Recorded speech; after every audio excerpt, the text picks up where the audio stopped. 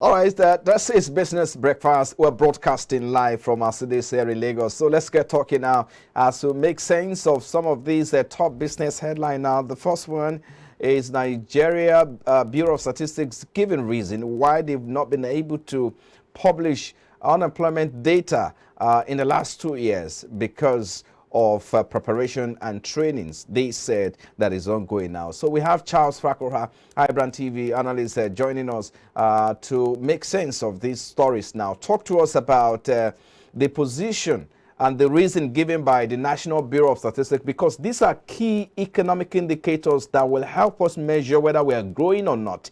Because in the last 2 years, we've not had the NBS come out to publish these figures. Talk to us about this.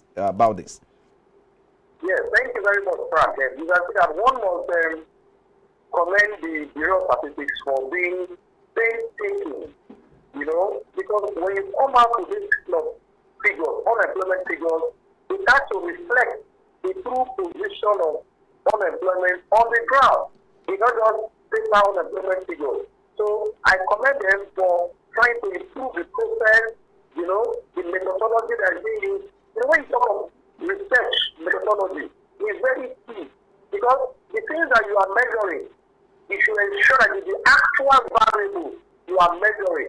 So that by the time these figures are out, then it can serve as a statistics that can be used for planning. So the process, the methodology used in arriving at those figures must be scientifically tested. That's why they did a retest for that survey. So that government can make use of that data and improve the life of Nigerians in terms of unemployment. But for you just coming out and giving data for the sake of just giving data, I will not succumb to that. So I think it is good that they are taking their time, and once this data is out, and of course, it's going to give the government a true reflection of the unemployment situation in the country. Because the last time we had this figure published is 2 years ago, and at that time unemployment rate was at 33.3%. I mean, and also measured by other indicators as well. You have also said that it's okay for them to get their house together, so I'll be able to come out with a key. I mean, with there is a report. They have also set out to launch, a methodology or an approach by second quarter of the year. But the concern, therefore, is that, investors who want to invest in a country or a developing countries like Nigeria will need, key economic indicator like unemployment rate, before they can invest or make that decision. So what do you think the lack of publishing of crucial data as unemployment rate in Nigeria will deny a country like us? So talk to us about implication of this. Yes, I agree with you. With the foreign investors, whether it's portfolio or direct investment, are also looking at these economic data for them to take their informed decisions. Yes, and that is why you can see in the report, the Bureau of Statistics says they collaborated with other international agencies. And some of these international investors, or foreign investors, they look at these international agencies or putting in the country to get this information. So with that collaboration, then of course, even if the data is not out, these agencies will say, fine, you are collaborating to get improved information. So they will not want to say, okay, let us just leave this country. They will come, and we have seen some of the investors coming into the country. So I think with the new approach now, and they have told us first quarter of 2023, then with the new improved methodology, we will see the figures. And of course, when the figures come out, they are going to be a true reflection of what the unemployment situation in the country. Let me get to Outlook. The last time, like I said earlier, we published this data, it's 2 years ago. That was in 2021, and it's around 33% at that time, or more than 33%. So what's your outlook of the next figure that may come out? Because that means that in the last 8 quarters, we've not been able to publish or get a glimpse of what the unemployment rate in Nigeria stands for. So talk to us about your outlook.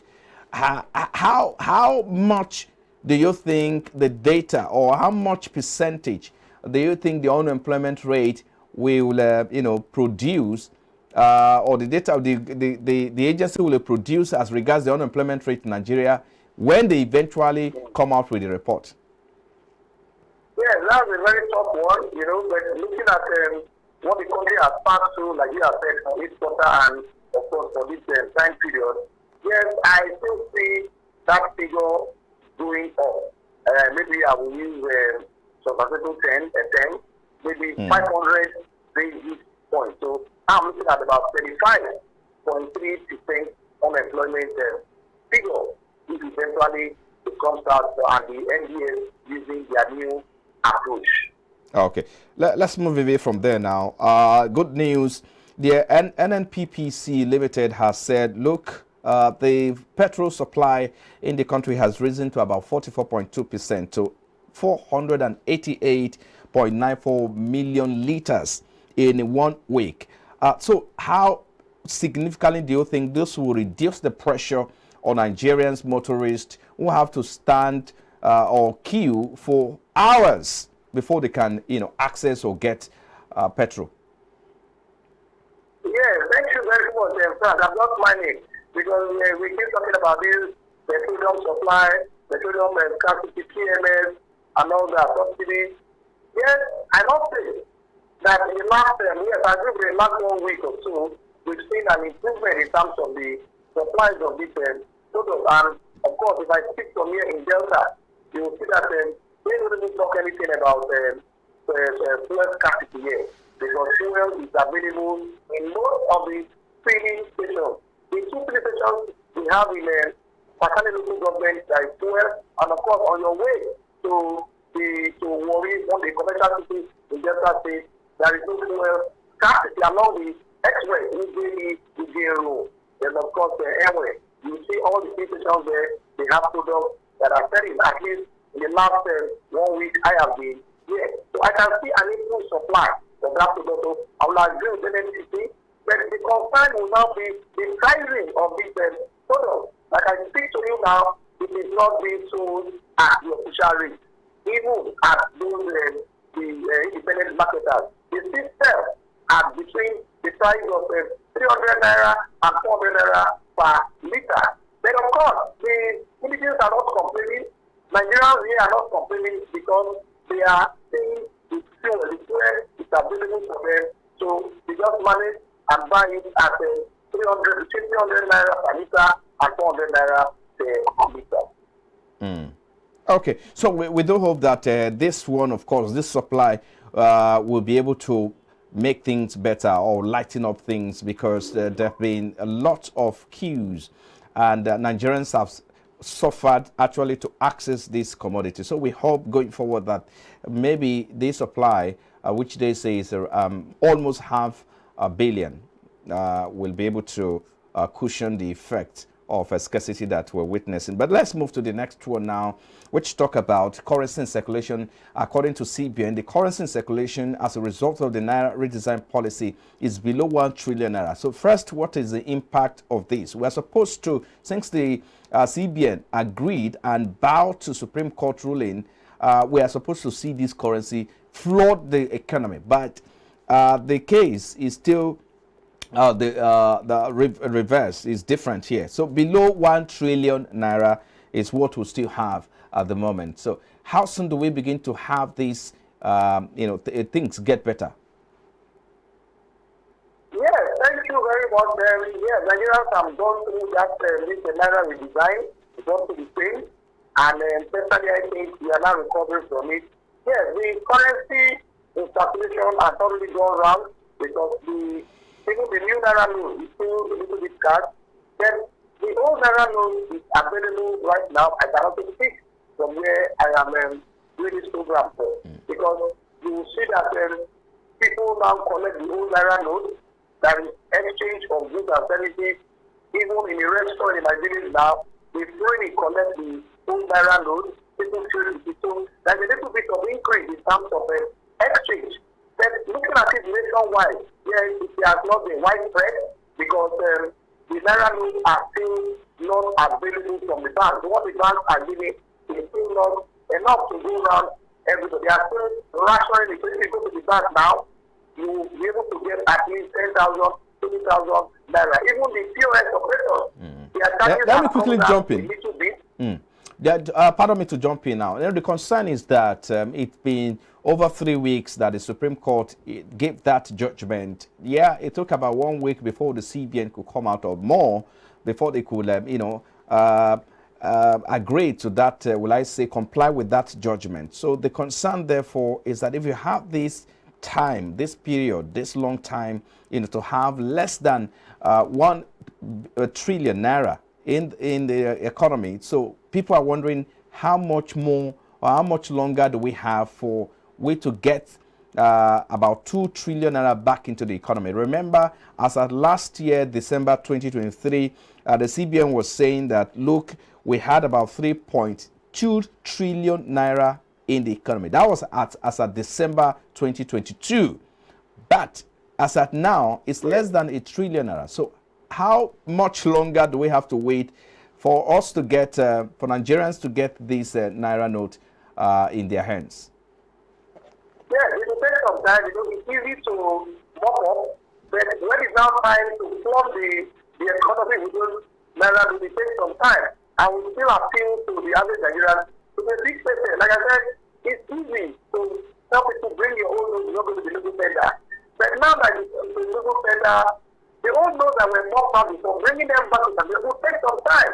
And I would say these 3 weeks for me is still not enough for me to go back to stability.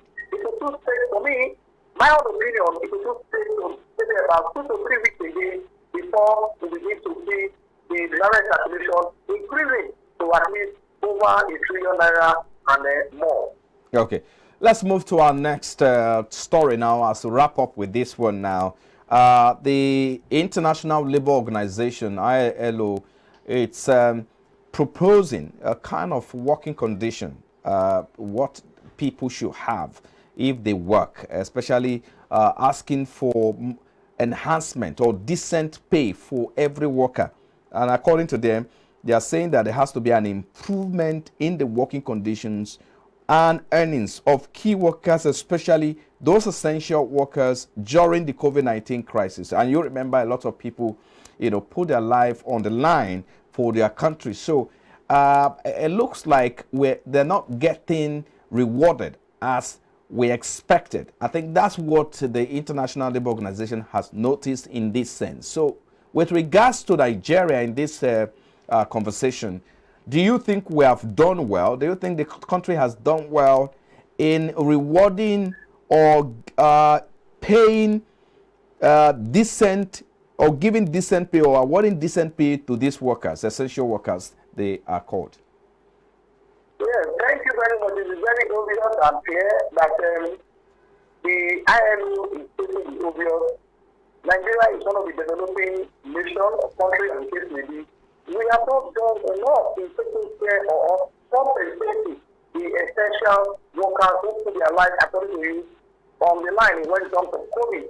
I mean, myself and you, journalists, were out there in the field during the COVID period, trying to get this information and educating the average Nigerian, disseminating information. Our lives were online. The health workers, their lives were online. The security personnel, their lives are online.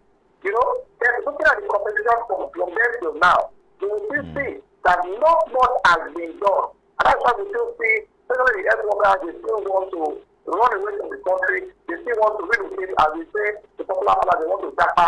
So you can see that the government has not done what it's supposed to do to compensate these essential workers. To make them feel that, yes, they are being appreciated because of how important their work is.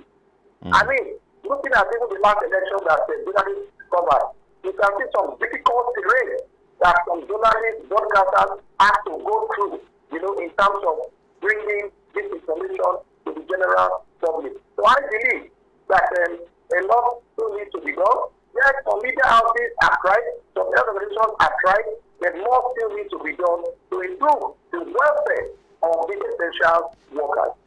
A good place to leave this conversation. Thank you so much for your time, Charles Fakroha, IBrandTV analyst. We appreciate your time. I think we should leave it there. And then, of course, we'll see you again. Thank you so much. Thank you very much. Thank you very much.